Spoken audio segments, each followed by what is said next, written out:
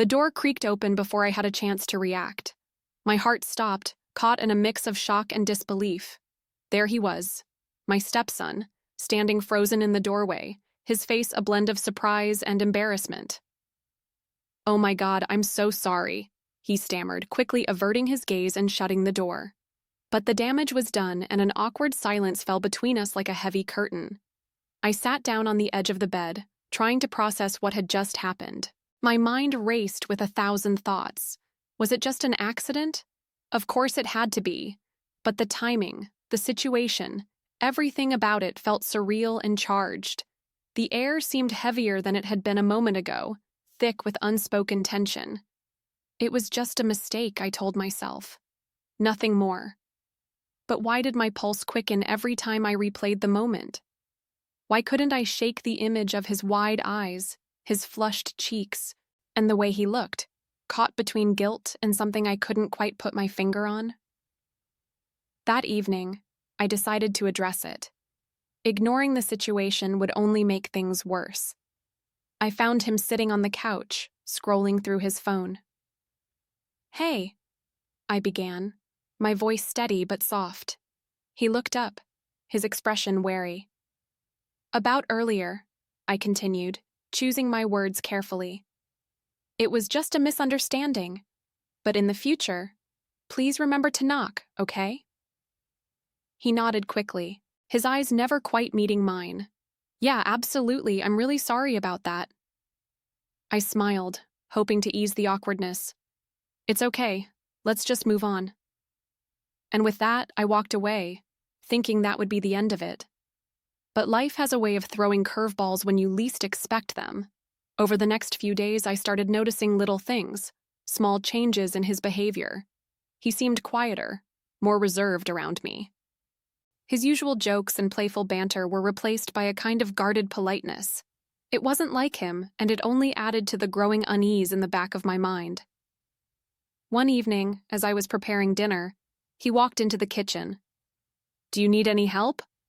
he asked, his voice hesitant. It wasn't unusual for him to offer, but there was something different about his tone, something almost tentative. "Sure," I said, handing him a cutting board and some vegetables. We worked side by side in silence, the sound of the knife against the cutting board the only noise between us. After a while, he broke the silence.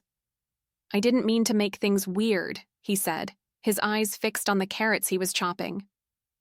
I paused, unsure of how to respond. "It's not weird," I finally said. "Things happen. Let's not dwell on it." He nodded, but didn't say anything else. The tension lingered, unspoken but palpable.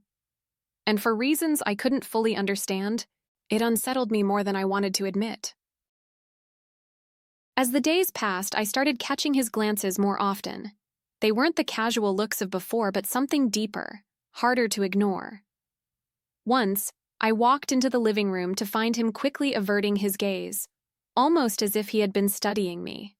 It was disconcerting, but I brushed it off, determined to keep things normal. But it didn't stay that way.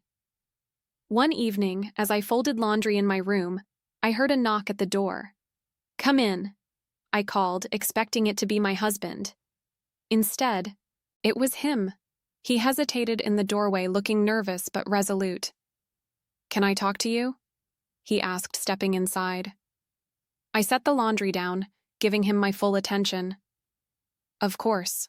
What's on your mind?" He fidgeted with his hands, his eyes darting around the room. I feel like things have been weird between us lately, and I don't want that." I nodded, appreciating his honesty. "I've noticed that too, but it's okay to feel awkward after what happened. It's natural." He took a deep breath, his expression serious. "I just don't want you to think... I don't want to make you uncomfortable." His sincerity caught me off guard. "You're not," I assured him. "These things happen. We just need to move forward." He nodded, but the look in his eyes told me he wasn't entirely convinced. As he left the room, I couldn't shake the feeling that something had shifted between us. It was subtle, but undeniable, like a crack in a facade that had once seemed solid. The following week, my husband had to leave town for a work trip, leaving just the two of us at home.